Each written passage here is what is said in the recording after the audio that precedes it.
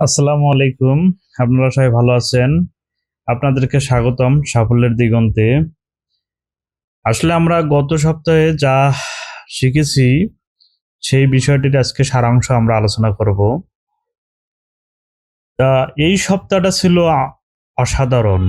আমরা একসাথে শিখেছি সাফল্যের পিছনে কিছু গোপন রহস্য। আজকের ভিডিওতে আপনাদের দেওয়া কিছু প্রশ্নের উত্তর দেব।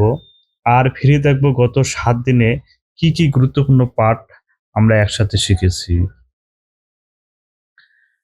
১ নম্বরে সফল হতে বাদ দিন এই ৫ অভ্যাস। খারাপ অভ্যাসগুলো আমাদের জীবনে কিভাবে বাধা তৈরি করে এটা আমরা ১ম দিনে শিখেছি। ২ নম্বরে আমরা শিখেছি একটি জিনিস যা সফলদের আলাদা করে। এখানে আমরা সফল হতে হলে সফল মানুষদের কিভাবে আলাদা করেছে আমরা এটা শিখেছি। আপনারা দেখতে চাইলে ভিডিওটি আবার দেখে নিতে পারেন।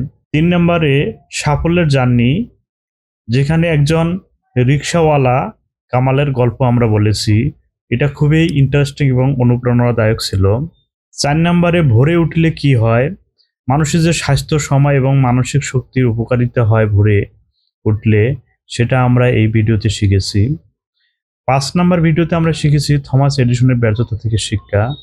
আসলে আমরা যে হতাশ হয়ে যাই একবার দুইবার ব্যর্থ হওয়ার পর, এই হতাশা যেন আমাদের ভিতরে না থাকে তা আমরা এই ভিডিওটি দেখলেই শিখতে পারবো। ৬ নম্বরে আমরা শিখেছি সফলদের দৈনন্দিন রুটিন। সফল মানুষরা প্রতিদিন কিভাবে তাদের সফলতার জন্য নিজের অভ্যাসকে পরিবর্তন করে, নিজের অভ্যাস কিভাবে গড়ে তোলে, আমরা সেটাই এই ভিডিওতে শিখেছি। যাই হোক, এই ৬ দিনের ভিডিওতে আমরা এই ৬ ধরনের আলোচনা করেছি এবং আমরা একসাথে শিখেছি। আমরা আশা করব যে আগামী দিনগুলোতে আপনারা একসাথে আমাদের সাথে থাকবেন এবং আমাদেরকে আরো উৎসাহ প্রদান করবেন। এবার কিছু প্রশ্ন, যেসব প্রশ্ন আমাদেরকে করেছে মানুষ, সেই প্রশ্নগুলো খুবই চমৎকার ছিল। আমরা এখন সেগুলো আলোচনা করব। সফল হতে গেলে কি পড়াশোনা ভালো হতে হয়? না, সফলতা অনেক সময় আত্মবিশ্বাস, পরিশ্রম, লেগে থাকার ফল। তবে শেখা ও স্কিল ডেভেলপমেন্ট জরুরি। ২ নম্বর প্রশ্ন হচ্ছে, আমি একবার শুরু করে আবার ছেড়ে দেই, কি করব? এর উত্তরে বলা যায় যে প্রতিদিন ছোট ছোট লক্ষ্য ঠিক করো এবং সেলফ ডিসিপ্লিন তৈরি করো। ৩ নম্বর প্রশ্ন হচ্ছে, আপনি কোন বই থেকে শিখেছেন?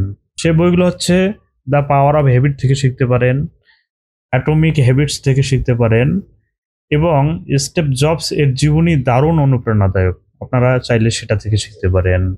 এরপরে একটা প্রশ্ন ছিল, সেটা হচ্ছে ভয়েস ওভার আমি কিভাবে ভালো করব?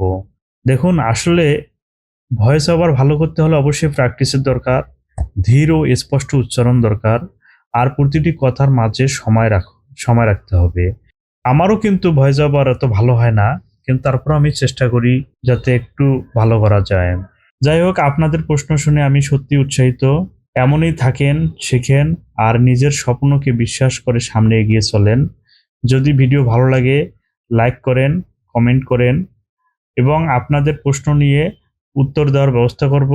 আর অবশ্যই সাবস্ক্রাইব করতে ভুলবেন না।